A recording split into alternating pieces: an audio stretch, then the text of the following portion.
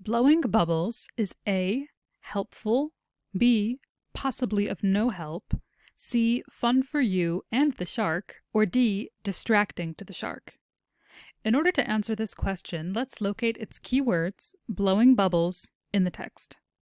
We find these words in our first sentence, which tells us that we do not know if banging rocks together, screaming, blowing bubbles, or shouting have any value in stopping a shark attack.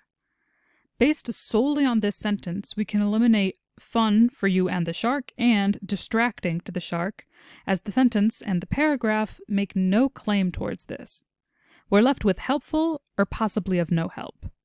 Because the sentence tells us that we don't know if they have any value, we can mark off helpful, as this cannot be stated as a fact based on the paragraph, and we can mark possibly of no help as our final answer, as it perfectly reflects the information provided in the text.